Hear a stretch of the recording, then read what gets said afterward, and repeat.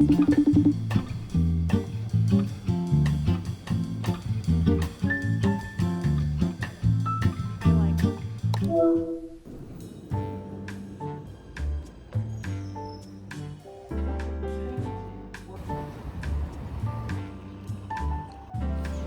gonna get hit by sun for like 2 seconds.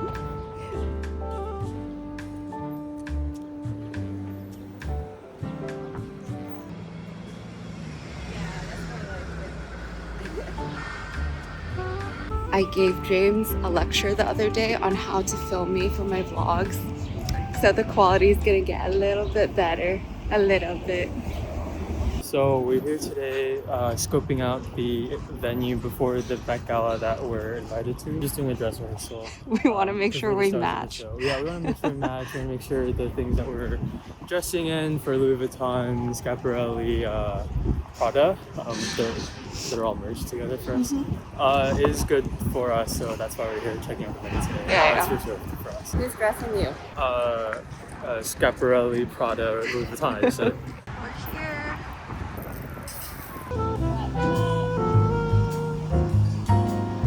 So you're just gonna be walking down these steps.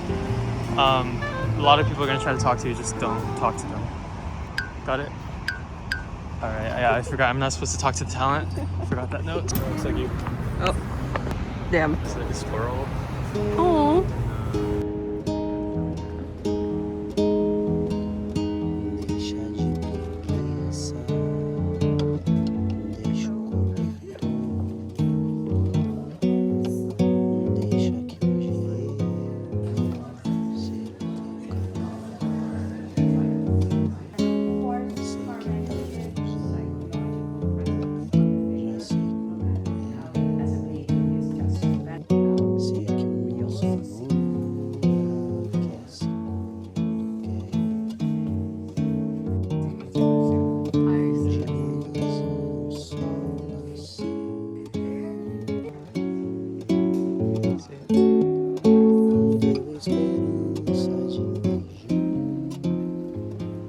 He's cheeked up.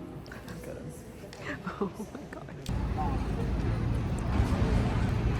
Jenny Humphrey. So they would do this, right? You're a gossip geek.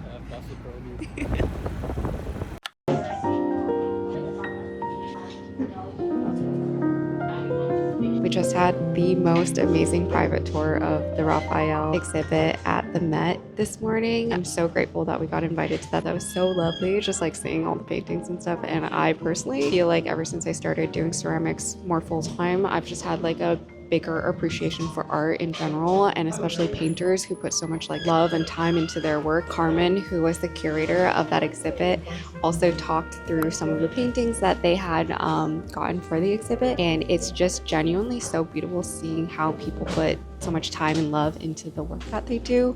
I'm trying to be quiet, but I didn't realize that that exhibit took 8 years to put together. I didn't really think about how much time goes into like negotiating and trying to find lenders for each individual piece in the actual curation process. So that was really, really wonderful to be able to peek into that side of art and art history for that matter. We've been on our feet for pretty much like the whole morning, since starting from like 7 a.m. because we woke up at 6:30 to come here. It was like a very early thing. Very hungry right now. We are also taking the opportunity, since we're up here and it takes like an hour for us right now to get here, we're taking the opportunity to look at apartments. It's a little bit chaotic because I'm trying to schedule things as I'm at the table. So we'll see how much we can see.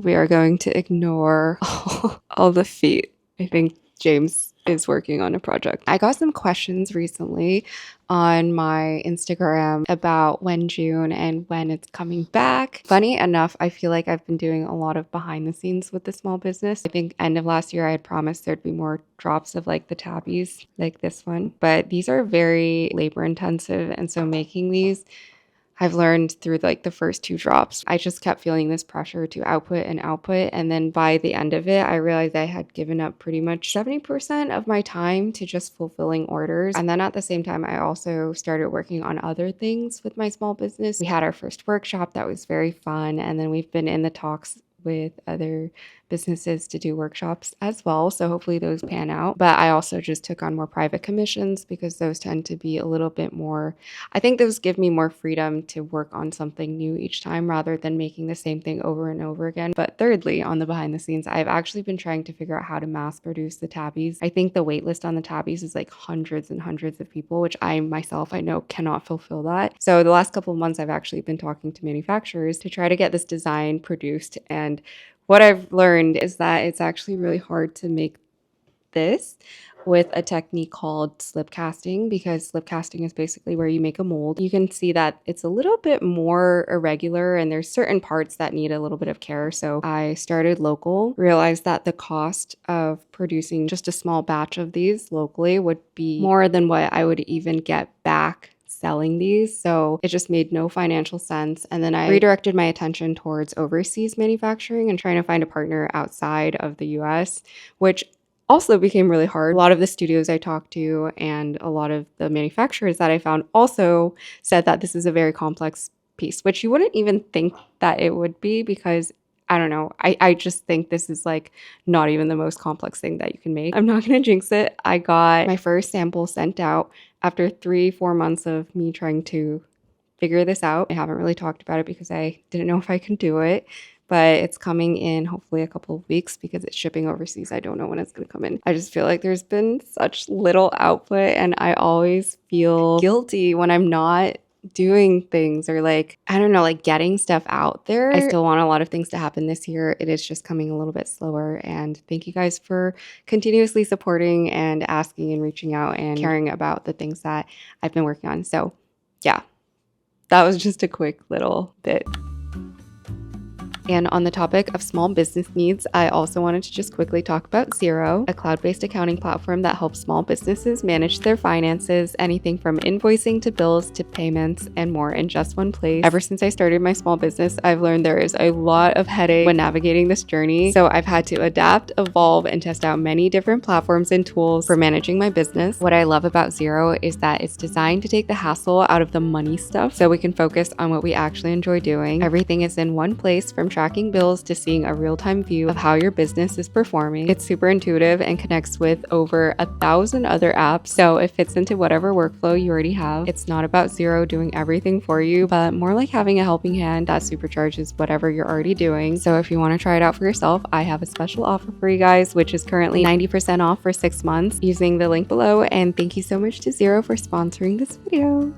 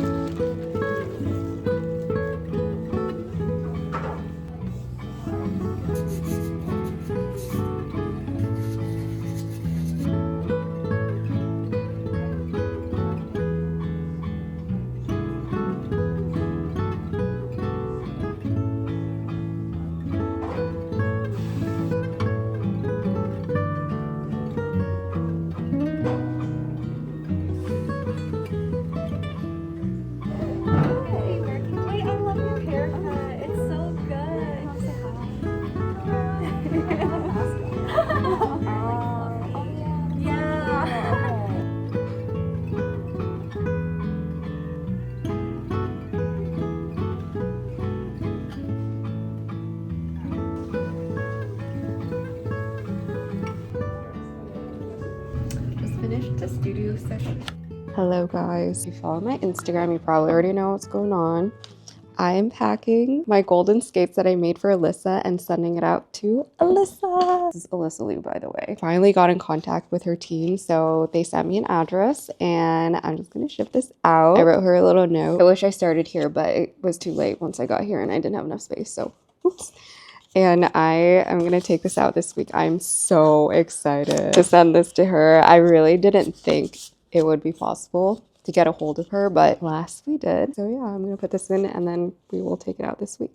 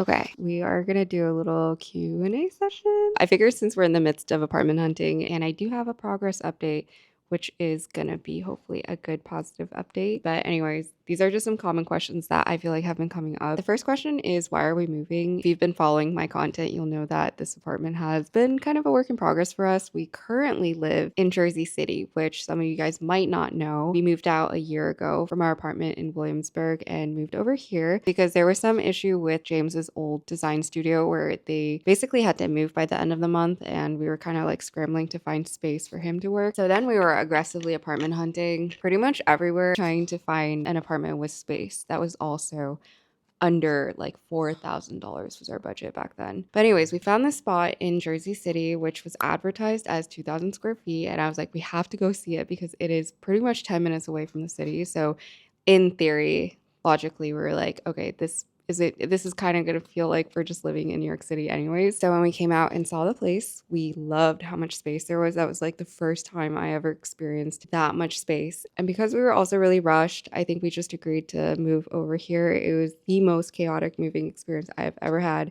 I do not want to live that again. If you guys go back to my videos, you'll see how depressed I was in that period. I couldn't even like hide how depressed I was. Every plan I had for sharing that journey of like apartment hunting, moving in, getting acclimated, experiencing Jersey City, I just couldn't do because I was so traumatized by the experience. Basically, the apartment was not what the broker had advertised it to be, and also it was very run down and under maintained. So we had a lot of issues, rusty nails everywhere, VOCs from the flooring emitting. It literally smelled like paint in our apartment for, I want to say, the first like 4 or 5 months. The floor was completely wet with varnish because they painted it literally the night before we moved in. It was like the most traumatic experience, especially moving to a new place, like a completely new neighborhood where we didn't have friends. But I remember I was crying every single night. For like the first 3 months, I felt like my relationship with James was like at an all-time low because he actually didn't want to move to Jersey City, and I was the one kind of like pushing for it. So I felt like there was a lot of healing to do in the relationship during that period too. Anyways, very traumatic. I won't get too much into it unless you guys want me to. But lo and behold, the reason we are moving is because this apartment is really old, and a recent thing that's happened since like December is that our bedroom ceiling has been crumbling down and it's been leaking ever since the snowstorm. And it is just overall really not a great environment, like home environment right now, ever since we had to like move out of the room because of that. And we've been wanting to move back because I think we realized that we still really miss the city, even though we are quite close to it and can get into the city pretty easily. And technically it's like the sixth borough of New York City.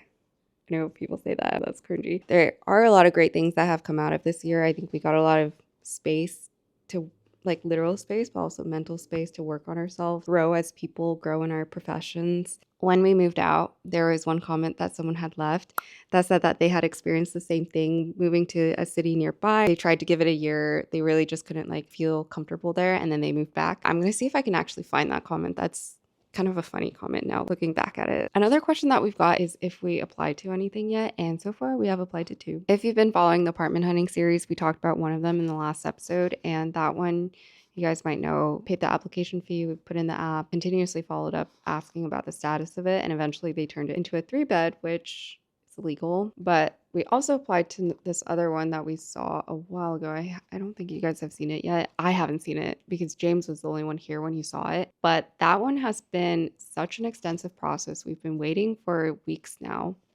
to see if we've gotten approved for it. I mean, hopefully there's an update in next week's episode. But for that reason, we've been continuously apartment hunting. So I don't know yet. Fingers crossed. I hope that one works out. We've actually been really picky this season, which kind of leads to like my next question, which is about our budget and what we're looking for. And some of you guys have asked what our budget is. This time around, it is around 5. I think I've slowly increased my budget through the years of living in New York City. It used to be like 1 point something when I first moved here. Like I didn't want to pay more than like 1.5, which is so hard nowadays. But the reason is because both of us now work out of our homes. So space is the biggest priority, and we want to have enough space to have both of our creative work setups, also a decently nice like living area. And if we can't find a place that is within budget, that also gives us enough space to work. We were also open to getting a slightly more affordable apartment, like in the 3K range, and then both splitting a studio elsewhere.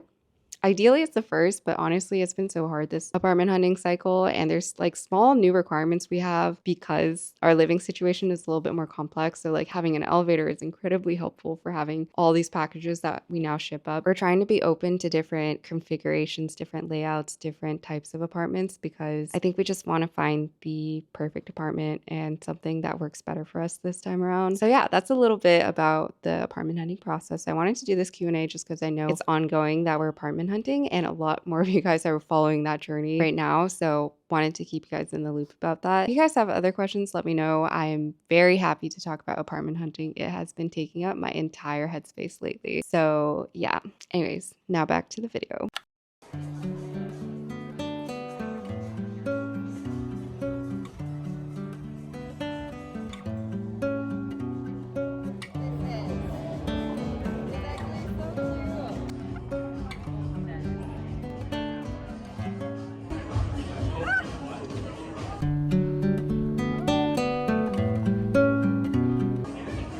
Oh my god, I'm so sorry.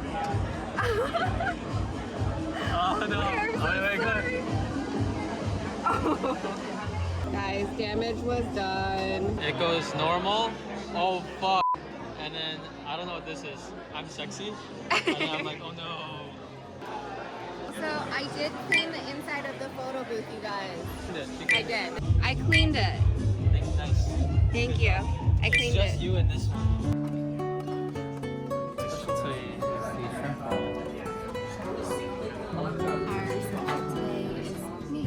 It's pretty expensive. I don't think I can afford that.